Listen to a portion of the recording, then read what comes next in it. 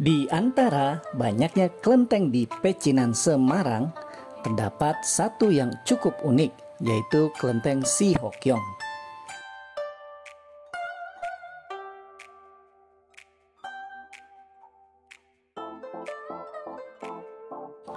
Dengan temboknya yang terhias dengan warna merah kusam dan beberapa pilar kayu dengan warna sejenis, kelenteng ini belum pernah mengalami pemugaran sejak pertama kali didirikan. Inilah salah satu yang menjadikan kelenteng Si Hokyong ini unik.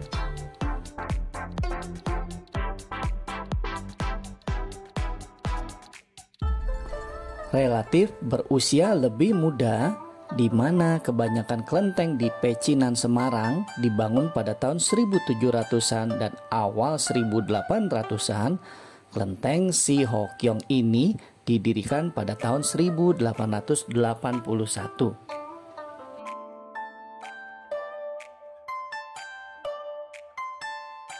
Berlokasi bersebelahan dengan kelenteng Hwiwikyong atau kelenteng Margatan yang videonya bisa dilihat di tautan di atas.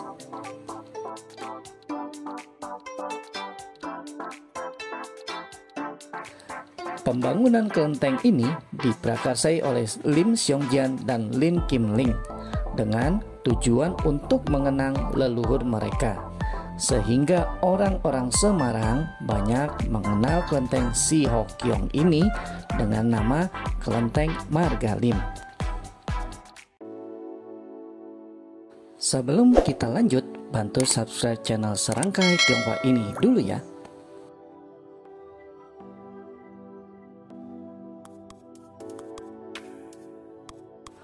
Guna mewujudkan pembangunan kelenteng tersebut, anggota Margalim mendermakan uangnya.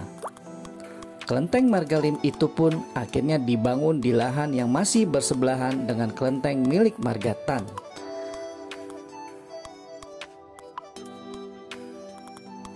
Setelah kelenteng dibangun, tampaknya kemakmuran menyertai kehidupan Margalim.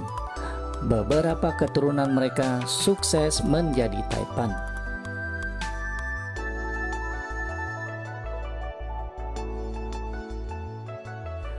Oh ya, selain kelenteng ini, sisa kejayaan Margalim yang masih dapat ditemui adalah bangunan Villa Puri Gede di Candi Baru, Semarang, yang kini menjadi rumah dinas Wakil Gubernur Jawa Tengah, dan juga villa yang kini menjadi bagian dari Hotel Semesta.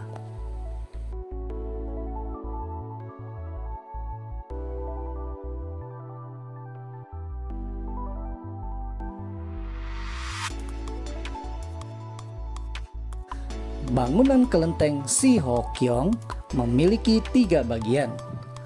Bangunan pertama adalah ruang depan yang lenggang. Bangunan kedua, altar tuan rumah Tianshan Sengpo. Dan bangunan ketiga merupakan Sinci atau rumah abu keluarga Lim.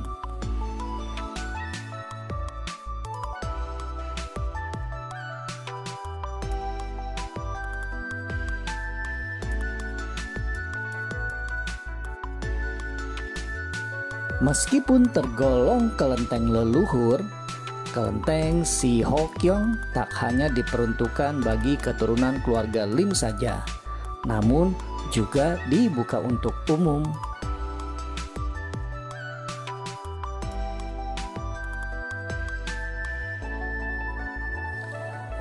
Hal yang menarik lain dari kelenteng ini adalah terdapat altar pemujaan terhadap Dewi Jodoh atau Chu Sing Nyo.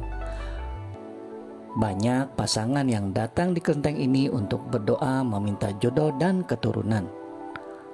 Altar pemujaan terhadap Dewi Jodoh hanya bisa didapatkan di kelenteng ini. Menurut pengurus sembahyang kelenteng Si Hokyong, infonya ada beberapa orang yang sembahyang di sini karena setelah nikah beberapa tahun tidak mempunyai keturunan dan mendapatkan jawaban setelah sembahyang kepada Chu Sing Nyo.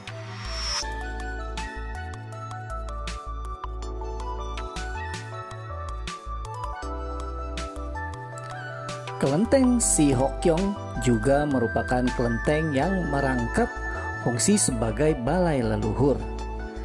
Di balai leluhur tersebut terdapat fitur yang sama seperti balai leluhur Margatan, seperti lemari tempat menaruh papan sinci dari margalim dan altar persembahan.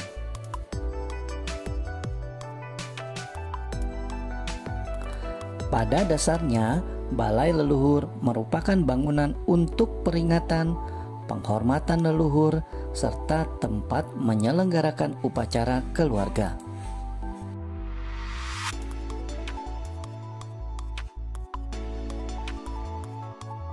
Sepanjang sejarah, balai leluhur dibuat dalam ukuran yang beragam, dan pada periode dinasti Qing, balai leluhur dibuat lebih besar karena sifat balai leluhur tidak hanya sebagai tempat sembahyang untuk mengenang leluhur semata, namun juga tempat berkumpulnya sanak saudara semarga.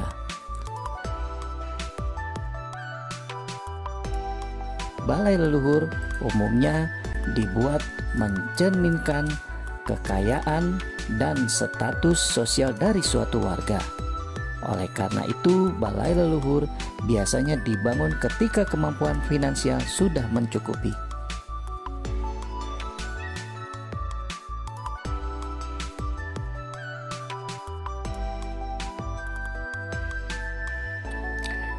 Kelenteng sebagai tempat ibadah syarat dengan nilai agama, mulai dari fungsinya, peletakannya, tata ruang, hingga ragam hias di dalamnya menyimpan makna yang diyakini oleh orang-orang Tionghoa.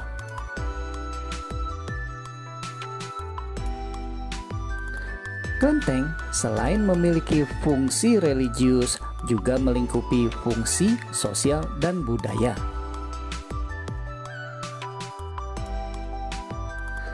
Ketika banyak orang Tionghoa yang merantau ke wilayah luar Tiongkok seperti ke Indonesia, mereka akan mendirikan kelenteng sebagai ungkapan rasa syukur kepada dewa-dewi atas kemakmuran dan keselamatan yang telah dilimpahkan. Dengan demikian, pada masa itu, kelenteng adalah inti dari masyarakat Tionghoa, baik di pedesaan atau perkotaan.